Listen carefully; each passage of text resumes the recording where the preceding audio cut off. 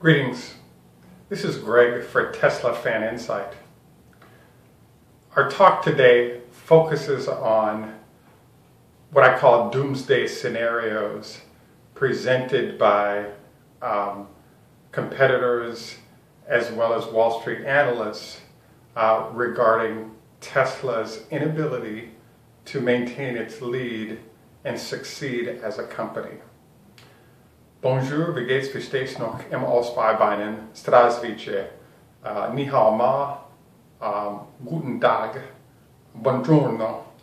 This is Greg for Tesla Fan Insight.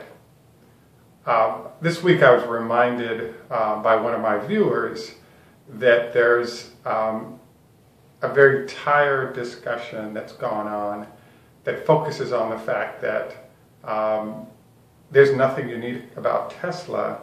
Hence, competitors will enter and destroy Tesla systematically based on the fact that they're competing against some great companies. One of those naysayers actually includes the head of Volkswagen, Audi, and he came out and indicated by 2025 his firm would actually equal or exceed everything that is being done by Tesla. I thought this was an interesting comment coming on the heels of being reminded by one of my viewers that Tesla is not unique and that, for example, the 2170 battery could be equaled by Samsung or LG, etc., fairly quickly. I wanted to address these maybe in a three-point run. The first issue is that the 81650 battery is a good enough product that Samsung has indicated, or I believe it's LG or Samsung has indicated by 2020 or 2021, they'll have a product that's equal to what that vehicle or what that battery can do. There's only one problem with this, which is the 2170 is already out, and by this time we'll be getting probably 10% better throughput, 10 to 15% better throughput through the 2170 by then, and we'll be at level 3, if not level 4 charging by then. So the fact that you caught up with technology that's 5 years old doesn't suggest that you're in that great a position that's coming up. The second critique has been from many quarters, including my viewers, Bob Lutz from GM, etc., that one of the reasons Tesla is not unique is that one can simply buy the technology that they're winning with right now and equal them rapidly. So hence, they can be destroyed by that. It sounds realistic on the surface. In the case of GM, they started basically preparing the Chevy Bolt in 2003, and it came out in 2017. So there's a number of issues related to pulling together the technology you need to have to be successful and making sure that it works. And it takes time to put a solution together in this field. The one problem with GM was they didn't think about where the batteries were coming from because they assumed they could just buy them and it wouldn't be a big deal. The challenge, though, is that battery capacity is actually limited. Cell phones and laptops are a growing marketplace. So if you don't have committed billions to control supply, you can't get supply. And if you do get supply, it'll be at a price where you lose money on every car. So in one sense, Bob Lutz and my viewer was right. You can buy batteries to put inside your EV. What if the price of those batteries result in a loss that's so large that it potentially puts your company out of business? One example I'll illustrate of this is that the CEO of Chrysler recently came on and indicated, hey, we'd love for you to buy our SUVs, our EVs. The problem is that every EV sold by Chrysler Fiat is costing them $15,000 per car. So his point was, we'd like to have you buy the car, but it costs us $15,000 per. And so here's where the challenge is. This kind of sneaks into another video that I'm planning on making in terms of why the Model 3 is a disaster for the auto industry globally.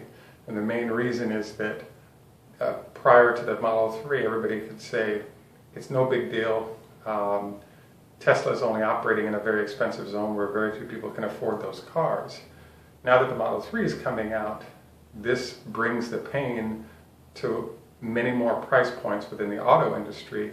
Hence, companies start seeing slowing sales on 3 Series Beamers and other cars in price categories that they compete with Tesla on. So the big argument here is Tesla has nothing unique, I can just go buy it. If you want to believe this, which is, I think is completely fallacious, type in supercharger ability batteries, i.e. a car that you can drive, that you can use a supercharger with, which means you can charge up the battery in 1 hour rather than a 6 to 8 hour period. And what you'll find, what I've been finding, and I've done the search 100 or 200 times, is there's only one company in the world that offers that supercharger capability, and that's Tesla via its own batteries. So this sort of backs into another discussion that I've been presenting, which is the fact that if you look up supercharger abilities in electric trucks, there's only one truck that does this, and that's the Mercedes-Benz line of trucks based on the affiliation they have with Tesla to acquire batteries.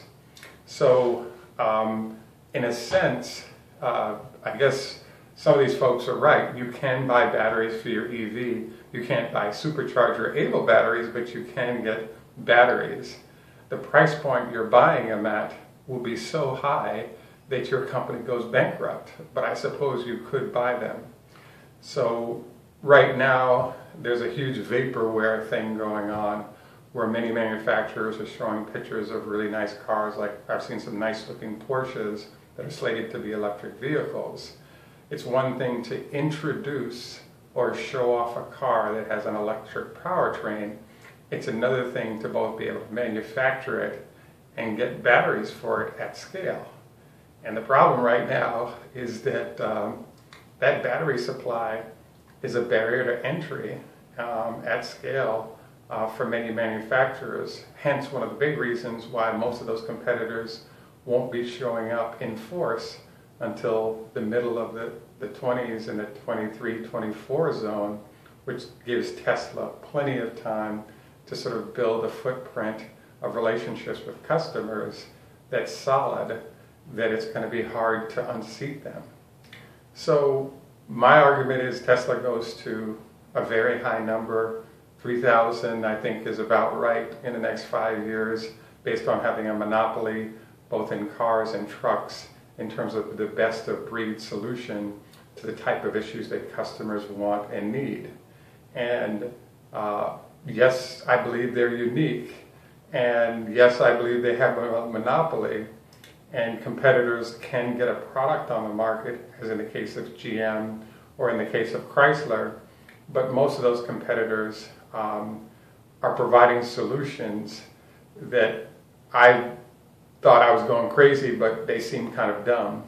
I may cover it more in another video, but if you look at GM, they just came out with a pretty decent 200-mile vehicle. The problem is it's only being sold in the US, and they were only thinking about it helping their CAFE standards, meaning the government regulations in the United States that require you to have an electric vehicle.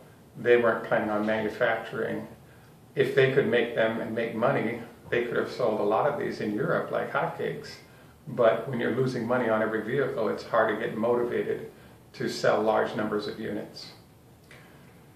I want to thank you for taking time out once again. Merci beaucoup. Au revoir. Tschüss, macht's gut. Al hitrahot. Khoda hafez. Salam alaikum. This is Greg for Tesla Fan Insight. Please like and subscribe and have a great day.